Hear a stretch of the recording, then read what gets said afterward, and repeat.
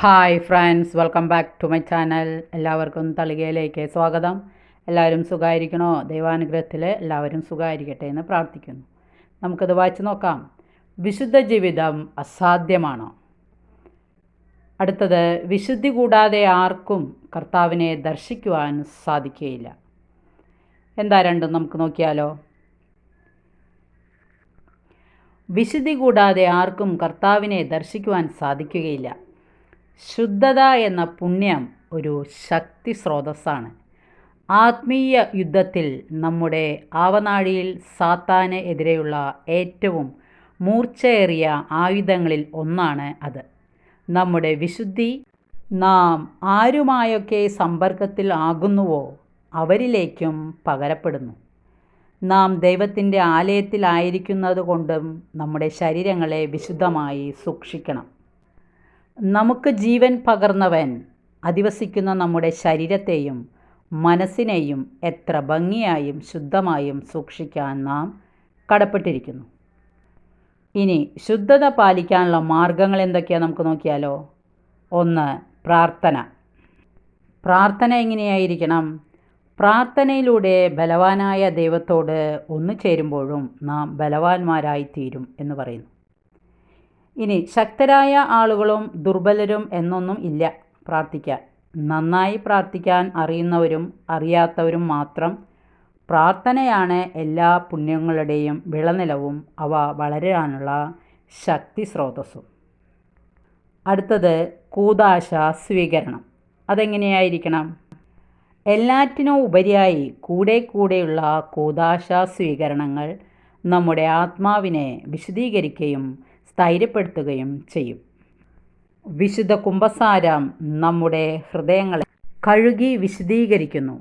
നമ്മുടെ കർത്താവിൻ്റെ തിരുശരീരങ്ങളുടെ സ്വീകരണം നമ്മെ ജീവിക്കുന്ന സക്രാരികളായി മാറ്റുന്നു. 3. സംസാരത്തിലുള്ള വിശുദ്ധി. നാം നമ്മുടെ നാവിനെ പരിശുദ്ധാത്മാവിന് സമർപ്പിക്കണം. കാരണം ഒരു മനുഷ്യനും നാവിനെ നിയന്ത്രിക്കാൻ സാധിക്കുകയില്ല. അത് അനിയന്ത്രിതമായ തിന്മയും മാരകമായ വിഷവുമാണ്. ദൈവഹിതത്തിന് എതിരായ ഒരു വാക്കുപോലും അത് ഉച്ചരിക്കാതിരിക്കട്ടെ. 4. കണ്ണുകളുടെ വിശുദ്ധി.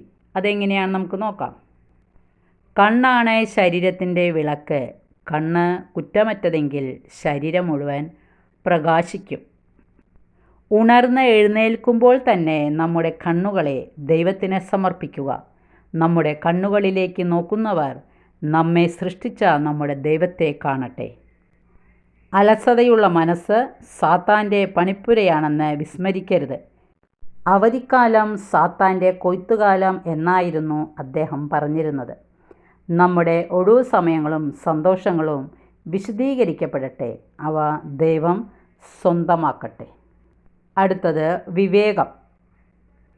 നിങ്ങളുടെ ശത്രുവായ പിശാച് അലറുന്ന സിംഹത്തെപ്പോലെ ആരെ വിഴുങ്ങണമെന്ന് അന്വേഷിച്ചുകൊണ്ട് ചുറ്റി നടക്കുന്നു. നാം എപ്പോഴും സമചിത്തതയോടെ ഉണർന്നിരിക്കണം എന്ന് ഉദ്ബോധിപ്പിക്കുകയാണ്. ഒരു ചെറിയ ശ്രദ്ധക്കുറവ് പാപത്തിലേക്ക് നയിച്ചേക്കാം.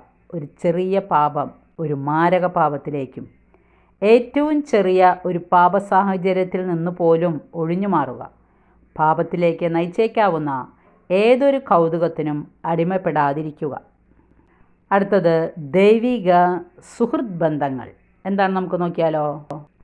നമ്മെ നന്മയിലേക്ക് നയിക്കുന്നതും ദൈവത്തിലേക്ക് കൂടുതൽ അടുപ്പിക്കുന്നതുമായ നല്ല സുഹൃത്തുക്കൾ നമുക്ക് ഉണ്ടാകട്ടെ. വിശ്വസ്തനായ സ്നേഹിതൻ ജീവാമൃതമാണ്.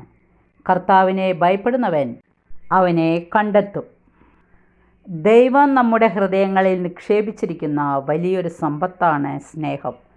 അത് വിവേകത്തോടെ മാത്രം മറ്റുള്ളവരിലേക്ക് ചൊരിയുക. അവസാനത്തേത്, മരിയ ഭക്തി. അതെങ്ങനെയാണ് നമുക്ക് നോക്കിയാലോ.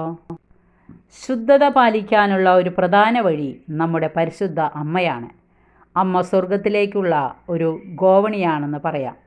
അവളോട് ചേർന്ന് മുന്നേറിയാൽ നാം വീണുപോയാലും അവൾ നമ്മെ കൈവടികയില്ല. ജപമാലയിലൂടെ അവളോടൊപ്പം നാം ഒന്നായി ബന്ധിക്കപ്പെട്ടിരിക്കണം. വിശുദ്ധർ എല്ലാവരും അവളോട് പ്രത്യേക ഭക്തിയും വണക്കവും ഉള്ളവരായിരുന്നല്ലോ. പ്രലോഭനങ്ങളെ നേരിടാനുള്ള വിശുദ്ധ ഡോൺ ബോസ്കോയുടെ ഒരു കൊച്ചു പ്രാർത്ഥന ഇപ്രകാരമായിരുന്നു: മറിയമേ സഹായിച്ചാലും.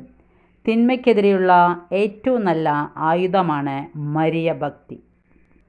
മറ്റ് സുഹൃതങ്ങളെപ്പോലെ അനായാസേന ലഭിക്കുന്ന ഒന്നല്ല വിശുദ്ധി. നമുക്ക് പ്രിയപ്പെട്ട പലതും വേണ്ട എന്നു വയ്ക്കുവാൻ അല്പം ത്യാഗമനോഭാവം ആവശ്യമാണ്. എന്നാൽ അതിൻ്റെയൊക്കെ പരിണതഫലം വളരെ മനോഹരമാണ്. നമുക്ക് പ്രാർത്ഥിക്കാം. സ്നേഹത്തിൻ്റെ നിറകുടമായ ഈശോയെ, ശുദ്ധതയ്ക്കെതിരായ എല്ലാ പാപങ്ങളെയും ഞങ്ങൾ തള്ളിപ്പറയുന്നു. അവയിലേക്ക് നയിക്കുന്ന ഞങ്ങളുടെ എല്ലാ ചിന്തകളെയും താൽപ്പര്യങ്ങളെയും കൗതുകത്തെയും ഞങ്ങൾ പൂർണ്ണമായി ഉപേക്ഷിക്കുന്നു. ഞങ്ങൾ ജീവിക്കുന്ന ദേവാലയങ്ങളാണെന്ന് മറക്കാതെയിരിക്കുവാനും ഞങ്ങളുടെ ശരീരങ്ങളെ സജീവ ബലിയായി അങ്ങേക്ക് സമർപ്പിക്കുവാനുമുള്ള കൃപയ്ക്കായി ഞങ്ങൾ പ്രാർത്ഥിക്കുന്നു. ഞങ്ങളോട് കരുണയായിരിക്കണമേ. ആമേൻ. അപ്പോൾ ശുദ്ധത പാലിക്കാനുള്ള മാർഗ്ഗങ്ങൾ എന്തൊക്കെയാണെന്ന് എല്ലാവർക്കും മനസ്സിലായി കാണുമെന്ന് വിശ്വസിക്കുന്നു.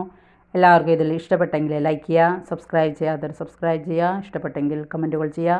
Okay, thank you, by.